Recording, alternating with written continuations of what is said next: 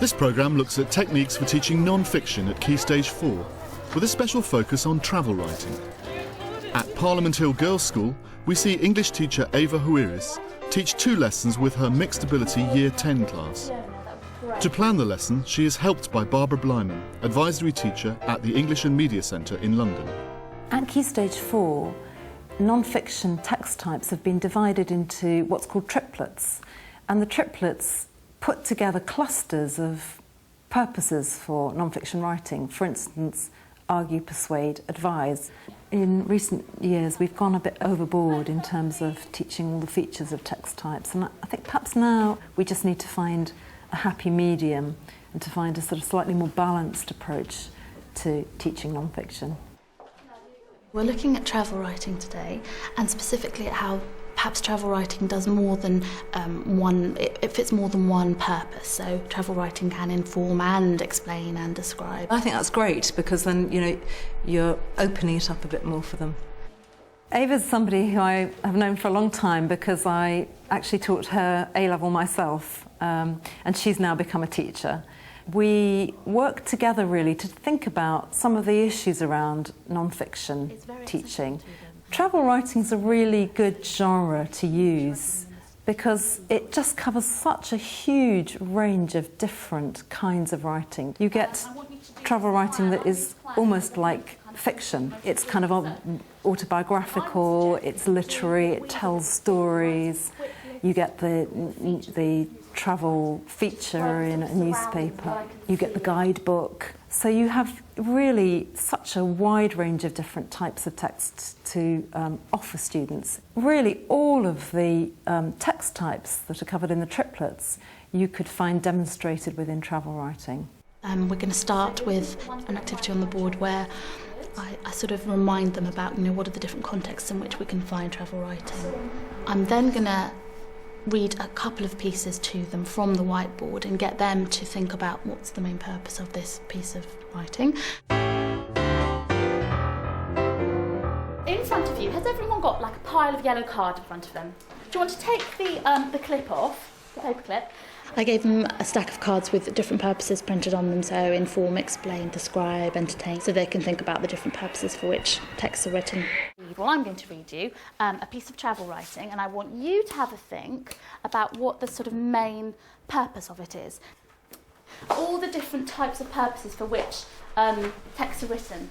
Are you ready for it? The sounds are the brisk swish of a broom onto tammy matting, the raucous cawing of hooded crows in a nearby willow grove, a clickety-clackety rattle of chattering housewives, a sound like briskly plied knitting needles. What do you think it's doing? Describe, entertain, good, that last bit's quite funny, isn't it? When a travel writer sits down, he doesn't have the triplets in front of him, does he? And he doesn't go, or she. They don't say, right, well today I'm just aiming to do one thing. Ava took a very short bit from a text by Angela Carter, so a really strong bit of writing. And it was very obvious right from the start that there were a range of purposes. So immediately she was knocking down that idea that somehow every text has a single purpose. Having looked in previous lessons, certainly at Key Stage 3, at purposes in a slightly narrower way, they were actually now having to apply that to the real world and how real writers work.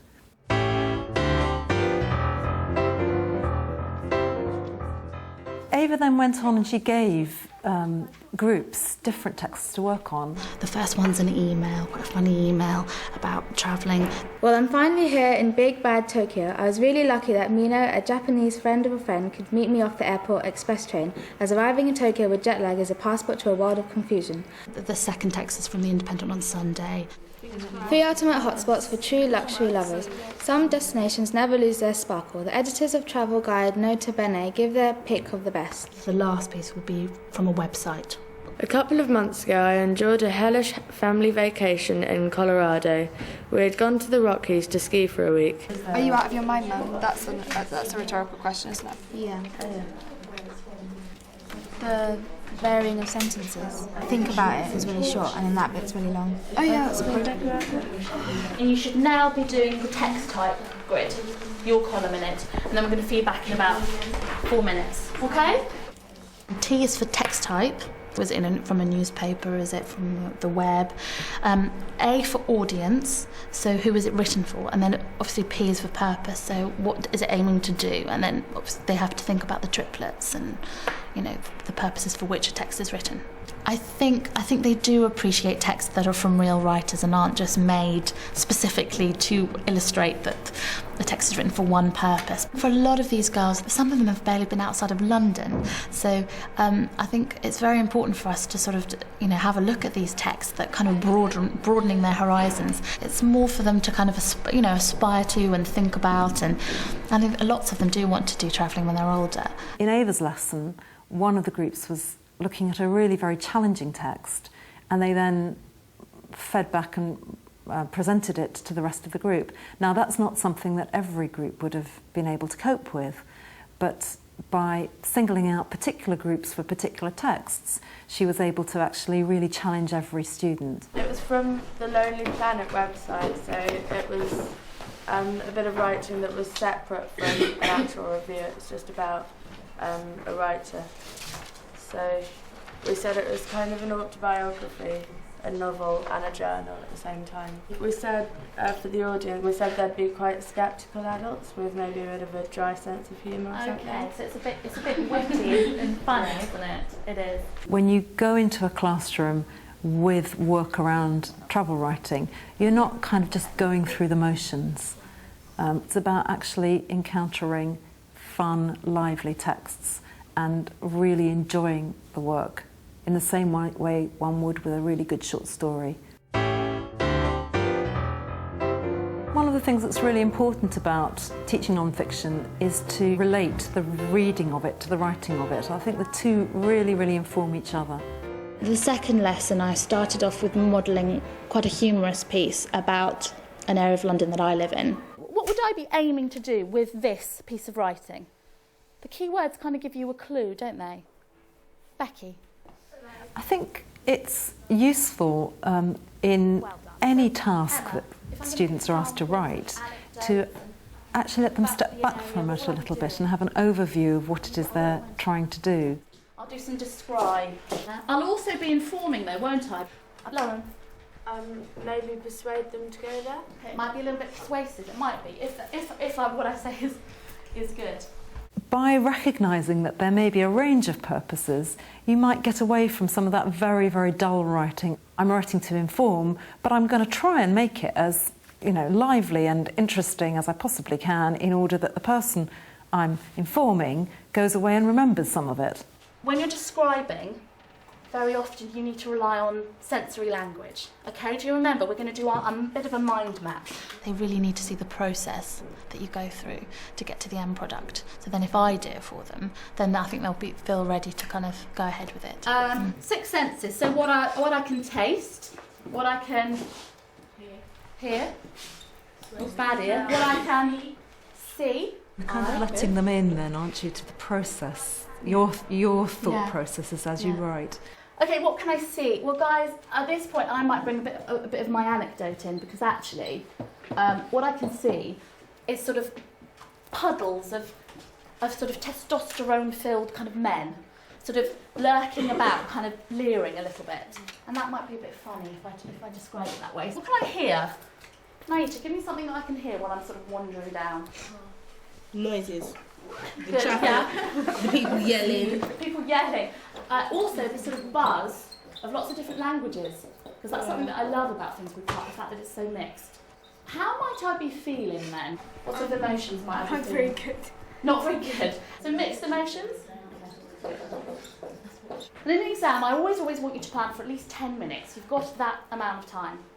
I've got the sensory language, but I've also built in an anecdote and a bit of humour. You're going to do this very same thing, okay, for an area of London that both of you know. I think they really respond to modelling.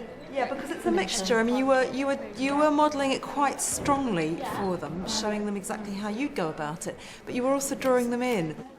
It's something that they find very, very helpful, boosts confidence. I'm trying to do it more generally in my lessons. It's useful to see Miss doing the planning because we get an idea of what we should and shouldn't do and then just change the ideas to make our own. From my plan, I then started to sort of write a little bit. I wonder how this little bit of London came to be. The ethnic diversity is a real strength, and it reminds me how very narrow life seemed whilst growing up on a Greek island. Here I was thinking of trying to link up the idea that it's raining, so the mood of the environment's affecting me. Do you remember you did that in Jane Eyre? What you have in the classroom is usually one quite experienced writer, the teacher, and a group of relatively inexperienced writers. And the more that the teacher can lay bare the process for students, the more they can learn from the teacher and from their experience. How I wanted them to sort of take hold of that and do their own thing was they had to use their mind maps to then plan out a piece that was a positive spin and a negative spin. So we have a tourist, an advert for a tourist information centre, and it's to attract visitors. So what's it trying to do, Catherine? Persuade. It will. The other is a letter. It's a different format, isn't it? One's an advert, one's a letter, to a local newspaper, setting out the problems in your area. One of the things that she did was to start the writing process actually in the class rather than, OK, now you're going to go home and do it for your homework. And that allowed her to kind of begin to intervene in the writing process. And I think that that thing of actually using at least some class time to workshop writing is a helpful thing to do. Holloway is a diverse, mixed and lively area with lots of character. You can eat for a low price and shop for just about anything. Yes, so it has fumes, traffic and a bustle of people trying to push past and get to where they want to go, but there's so much action that it's just a great place to be. One of the good things about travel writing, using it to kind of focus on pupils' own area, it's something that they all know a huge amount about, and the raw material is there.